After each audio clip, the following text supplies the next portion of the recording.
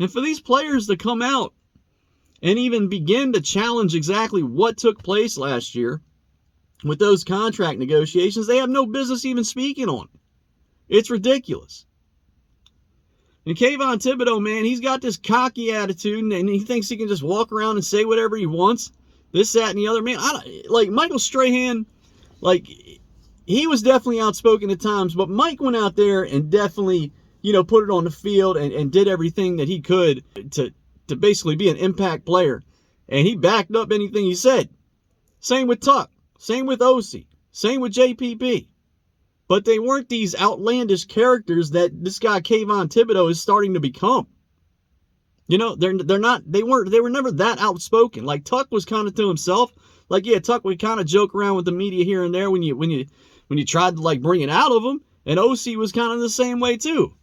And Strahan was just, he was a big personality, but Strahan, was one of the greatest defensive ends ever to play this game. And Kayvon Thibodeaux ain't nowhere near on that level right now. So, dude, you shouldn't be going on any podcast talking about anything, especially after year number 2 and somebody down the stretch who didn't even record a sack, the last 5 games of the year. So what are you talking about, Kayvon? You need to worry about yourself.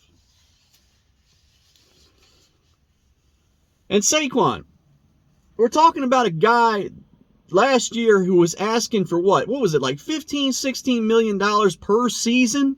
Per season. For a guy that has been consistently injured over his career. Yeah, last year he put together, 1,300 yards, had a really good year.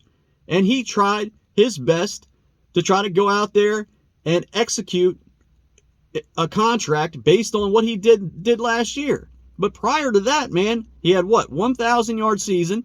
And then, of course, his rookie year, that's when he had his through-the-roof season, where he was doing it all on the ground and through the air. But ever since that, and in the 1,300-yard season that he had, Saquon, dude, I've often compared Saquon Barkley to James Conner. And James Conner, you look at their stats throughout their career, you look at how many attempts they have throughout their career, and their yardage totals, man, they're not that far off from one another. Only difference is you got one guy that's asking for $15-16 million, and then you got James Conner, who signed a 3-year deal with the Arizona Cardinals back in 2022 for 3 years, $21 million, averaging about $7 million a season. And James Conner catches the ball out of the backfield, runs the ball hard. Now, James Conner isn't nearly as explosive as Saquon Barkley is, but that's another thing, man. Saquon isn't the player that he once was. That first year that he came into the NFL, I don't think we've seen that version of Saquon Barkley since that year. If you watch Saquon Barkley over the past couple of seasons, yes, he's still explosive, but Saquon doesn't have that long speed that he once had. He doesn't. When was the last time you saw Saquon Barkley break a 70, 80-yard touchdown run? Or even come close to it? What happens when he breaks free? Doesn't he get caught most of the time? You think Saquon, year 1, year 2, Saquon was getting caught from behind? No, you didn't see that very often. For a guy that was being compared to Barry Sanders, this, that, and I never believed he was Barry Sanders. He never looked like Barry Sanders to me. He's shifty, but he ain't on that level of shiftiness, man. He never was. He could accelerate very fast, kind of similar to what Barry could. But top-end speed, I don't think Saquon could touch Barry Sanders. Not even close. But, man, you look at Saquon's numbers last year. I got everything written down right here, man. Saquon last year had 247 attempts for 962 yards. Okay? 247 attempts for 962. James Conner had 208 attempps for 1,040 yards. Less attempts, more yards. And James Conner ain't playing behind a great offensive line. James Conner just runs hard and gets the job done. And ain't asking for $15-16 million a season. It's just playing for 7. And he signed for 13.5. I think that was his guaranteed money that he got when he signed the contract. $13.5 million. So, Saquon averaged 3.9 yards a carry. James Conner averaged 5 yards a carry. Conner had 7 touchdowns on the ground. Saquon had 6. Now, to kind of put this in even more perspective here, let's look at old washed-up Ezekiel Elliott, okay? Ezekiel Elliott last year had 184 attempts. That's 63 less than Saquon had last year, okay? He rushed for 642 yards.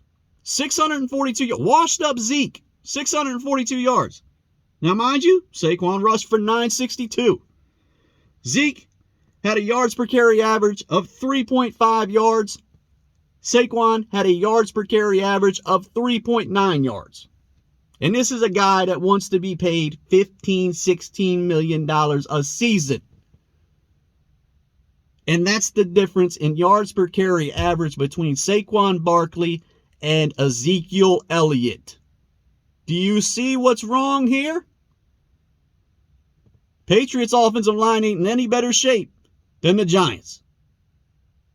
And Zeke's supposed to be washed up. And here's the kicker. Here's the kicker right here. Guess who had more receiving yards last season? Ezekiel Elliott or Saquon Barkley? Ezekiel Elliott. Man, come on now. Come on now. What are we talking about here with Saquon? I love Saquon. But Saquon was never the player that all these people touted him to be. He's never become that guy. And maybe that was because of injuries. It probably had a lot to do with injuries. But you can't demand this kind of money, man, when you're putting up numbers like this and guys are making substantially less than what you're asking for. Putting up damn near close to the same numbers you are. And that's why they did not give Saquon Barkley the contract last year. They tried to give the contract to the quarterback that they were hoping could stay here for another 10 to 15 years and lead this football team.